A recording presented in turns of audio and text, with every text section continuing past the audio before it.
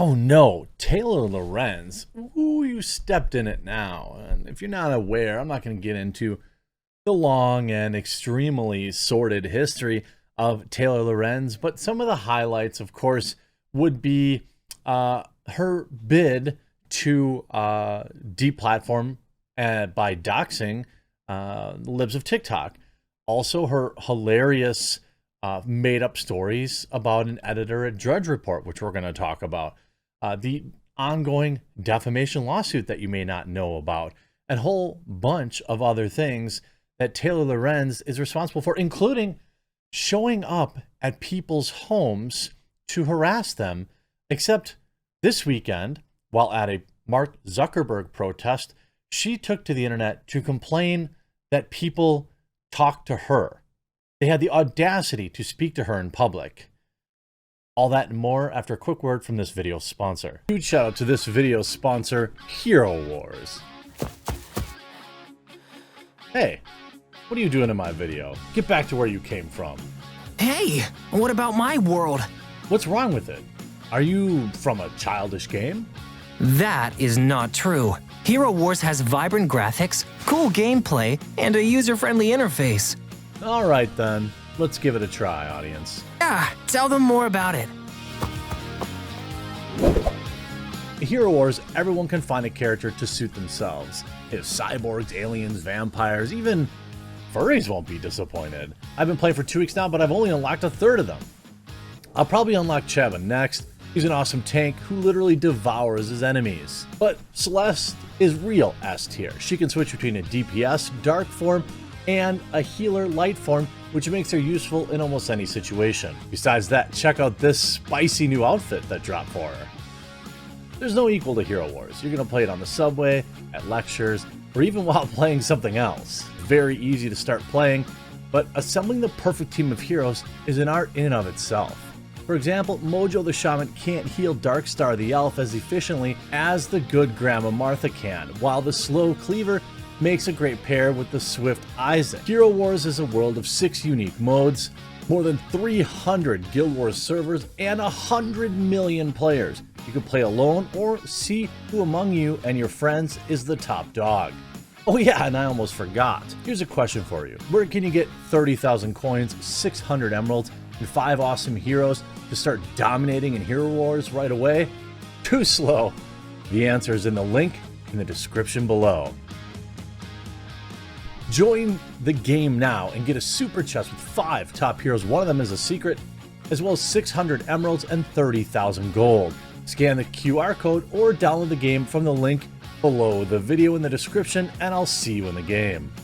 Now, last week, there was this Instagram creators organized a anti-Zuckerberg protest in New York against Meta's moderation system. Now, hey, anybody who's against moderation, content moderation, I'm probably on their side. Now, we know which side that this particular group is. On Saturday, July 23rd, Instagram headquarters will be the site of an IRL meetup of some of the web's most delightfully unhinged posters. They're coming together to protest what they feel the platform's opaque and unfair content moderation practices, and to make a statement about the economic rights of posters who rely on the common space of social media platforms for their income. This sounds like something I would totally support. The anti-Zuck protest, as in Meta CEO Mark Zuckerberg, is most associated with the accounts Neoliberal Heck and Spicy Mermaid, prominent Instagram meme accounts that have faced suspension and alleged censorship because of the politically charged and occasionally spicy posting. Both meme accounts were reinstated following bans, purportedly because of public pressure on Instagram higher-ups. Now, I'm not familiar with either one of these people. So far, the protest seems like a rather small event. That's because when you ask activists to get up out of their chair and stop tweeting and do something about it, nobody shows up. But the impulse it represents is widespread. Social media users, particularly ones with fringe political views, are frequently unhappy with corporations that run the platforms they post on. But this isn't true. This is basically only for one side of the political spectrum. people who are super far left, like the super soldiers, they post whatever they want. The demands of the protests revolve around a few central themes. They want transparency, same team. Clearly enunciated community guidelines, same team. That apply to all users of Instagram, regardless of popularity or political affiliation. Wow, same team. And support the real human beings at Instagram corporate for content creators. The protest will be held Saturday, July 23rd at 770 Broadway. That's Instagram's. You see the plan, devise a plan, a plan to protest at IGHQ to fight technocratic totalitarianism and censorship that debilitates people monetizing off the app, silence marginalized views that stray from the app's agenda. So when Instagram sees the media mess, they give me my stupid meme page back. I'm not really familiar with these memes, but it seems like maybe these are right-leaning content creators. Either way, I think whatever side of the political aspect that they're on, I support it. I support fair rules being enforced equally. Now, where does Taylor Lorenz get mixed in? Well, Taylor Lorenz was on site on Saturday to cover the protest. In fact, she tweeted out publicly that she would be on site to look at the protest, to see who's there, what's going on. And what's interesting to me is that, Tay-Tay probably was writing down names. I suspect. I don't know this. She is, after all, a journalist that exclusively seems to write hit pieces about female content creators, but that's neither here nor there. I'm here in Astor Place for this right now at a public event in public across the street from Instagram headquarters. Taylor Lorenz attends the event. Now, her very next tweet, these are the meme page admins, some pictures of people in solidarity with my fallen memes. There's a few people there. And then immediately, well, I forgot I can't post where I'm going anymore to cover anything live. Nothing has been more stressful than having men obsessively stalk me on the internet and show up to confront me in places in person. It's terrifying and invasive. Women journalists shouldn't have to deal with this. Just because you follow me doesn't mean you know me. Leave me the F alone. Interesting position to have, Taylor Lorenz, public figure and powerful journalist for the Washington Post. Interesting position to have. Isn't this you showing up at the home of a family member of a Twitter account you don't like? Is this you breaking down on camera in tears about mean words said to you online? One in women under 35 experience mean words online. Well, Taylor, she's not in that group. Not even close. She's an octogenarian.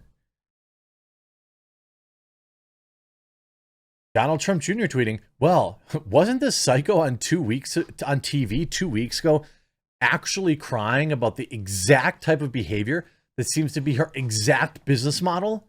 If only she tried to report on real bad actors rather than random personalities on social media, but we know that wouldn't happen. Here's the picture from libs of TikTok themselves, posting that here you are, Taylor Lorenz, outside wearing an N95 like a normal person all by herself, showing up and harassing the family members of people whose lives you're trying to destroy.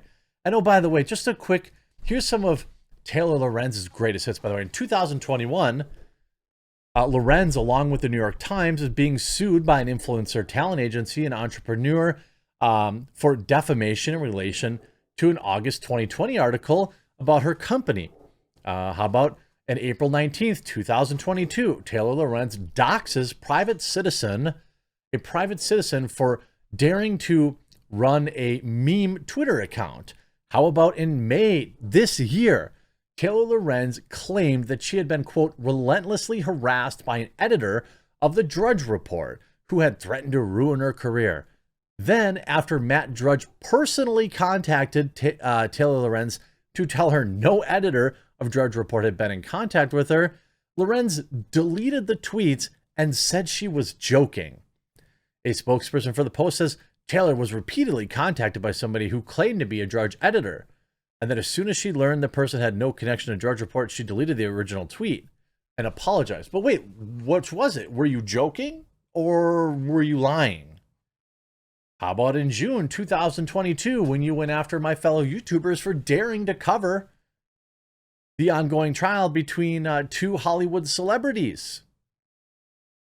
And then you lied in that piece and said that you reached out to them for comment when you didn't. And when they called you out for that lie, your boss had to stealth edit and then re-edit your article. This is just a small taste of the bad behavior. Now, I don't think it's okay for people to come up and like harass people in public. That's why I don't do it.